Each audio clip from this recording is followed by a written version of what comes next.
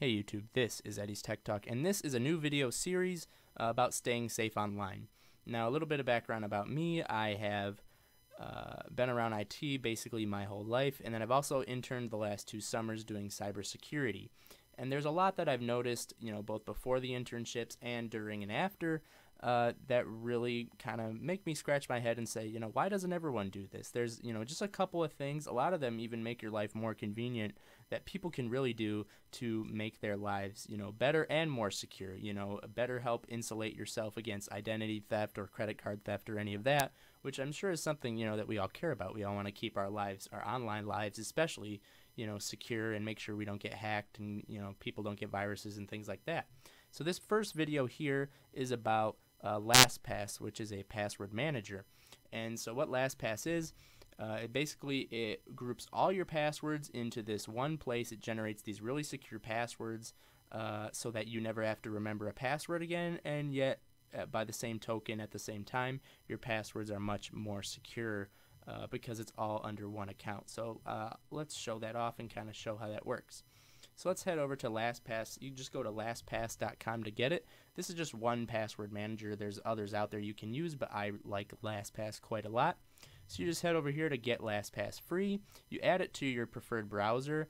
This works with Chrome, Edge, Safari, and Opera, and Firefox, I believe. So you add the extension. You make an account just with with your email address, like you normally would creating any account. I already have the extension, so I don't have to show that off, but we'll just kind of go a little bit through the website of how it works here, and I'll show that off as well. So you get the extension. You can see it supports these browsers here. You make a strong master password. So this is the last password you really will ever have to remember. This is not some strange marketing, but you want to create a really strong password for this because this is kind of the key to the master key, I suppose, the key to all your keys. So, and then you can take a look at the LastPass Vault. You can see you can let it scan your email actually when you first get it, and it will find most of your accounts that you use and create new passwords for them. But then you can make passwords different, autofill a lot of passwords, keep these digital records and all that. So it's really cool, and it has 256-bit encryption, which for those of you who aren't as techy, that's a pretty high industry standard form of protection. So that's pretty good. Right there. So let's head over to the LastPass Vault and kind of see how this works. So this is our LastPass Vault that we can see here. And this is a free service to use, I should mention. You can pay for premium, which gets you a few more features at $1 per month, which I might do eventually, but I've got free right now. So this will group your sites into folders, and if you're like me and you're on a lot of different sites, not all my sites are here really, probably, you can also, there's a really nice search tool up top, Search My Vault, that you can use to, search, is my Discover card password in here? How about my, American Express or my bank passwords? You can search for those up here, and the search feature works pretty well. But I just kind of wanted to show off how this works with launching your passwords, launching your sites. So you can see I have an account for Spreaker. Now we can launch the site directly. I'm not going to do that just because it's not that intuitive for me to go to LastPass before I go to any site. So I logged out of Spreaker, but we're going to head to Spreaker.com. Hopefully I'll be podcasting on that soon for you guys. And then we'll go to log in. So I already have an account, and you can see that LastPass auto-filled my account with that password. So we can just sign in, and that's really as easy as it gets. I mean, that's the basic functionality right there. It recognizes your password, it recognizes where you are, logs you in, you're set. So let's actually change the password, and I can show you guys kind of how that works. So we're going to go to change password. Now LastPass knows what my old password is. We can see these 3 little dots off to the side here, and it's like, hey, you've been here before, let's log you in. So that's our old password. We're going to regenerate a new password. LastPass does know this is a new password field. So we will generate a new password, hopefully. Yeah, so this will say generate and fill. So I don't even know what this password is, but it's going to make a new one. And then we're going to change that password.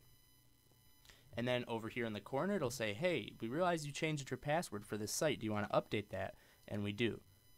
So that's as easy as it gets, and you can change passwords for sites you already have too, because if we go back to the vault here, and my score is still kind of kind of low. The percentage is gone right now, I think, because I was messing with it. But I won't show it off, but I do encourage everyone to visit this security challenge tab because that will see if your email's been involved in any data breaches and your passwords are compromised, and also to kind of give you a score of how good your passwords really are. So you can do that. So, if I used an unsecure password for Spreaker and it was just a word or a word and one number, we can change that, and then I'll kind of show that off here with this new tab view. So we can go over here and click these three dots of LastPass, and it'll just generate secure passwords all the time. So if LastPass isn't able to change the password by default, you can navigate to the site, go to the Change Password menu, and get it to generate you a new password. And you can choose things like the password length, how long you want it to be. I like 16 because that's pretty secure. And then advanced options, you can either you can have symbols or not have symbols, avoid ambiguous characters, things like that. So you have a little bit of fine-tuning options to kind of fit different sites and their password requirements. But really, you can just copy the password, go to the the form field, and then you can see that it just copies it. You can just paste it in somewhere, and then you'll change your password, and then that view will come up just like here, and it says you've changed your password, and then LastPass will update it in itself. So that's really just as simple as it gets, and we can see here that it's updated with the new password when we can sign right into Spreaker. But let's say you're on kind of an obscure site, kind of a strange site, and LastPass can't autofill your password. It's still really easy to use. So let's just say for some reason LastPass can't autofill here. We'll go to the extension in the corner, and it'll usually at least know what site you're on and know you have an account for that. But you can find it in your vault if you open that, which again is this page here, or you can also go to your sites here within the extension. So we're going to show matching sites, so we can actually copy the username if it won't autofill, so we can see that happened. And then we can also show that and then copy the password and then fill that in, and then we're signed in. So, LastPass is super easy to use, and you might be thinking, well, yeah, okay, that works on my computer, but what about when I want to log into Facebook on my phone, log into that?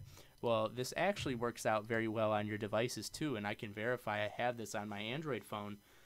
This will even autofill in a lot of apps.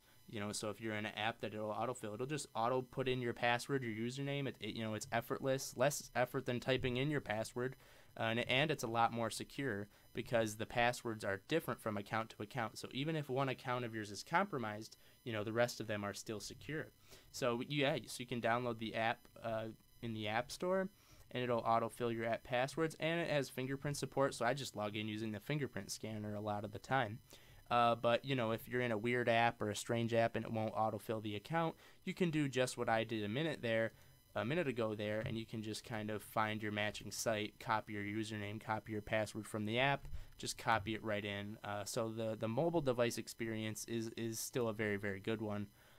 So I really like LastPass. Again, this has just been kind of a brief tutorial of kind of how to make your life more secure and a lot more convenient. Since I've got LastPass, I was able to forget all my password and my password combinations and all that, and now I just log into stuff. I don't have to deal with as much, forgot your password prompts and things like that. So this has been kind of a intro video here to this series. Let me know in the comments section if you guys like this, what you guys want to see going forward from this, any suggestions you might have, and I will see you guys in the next one.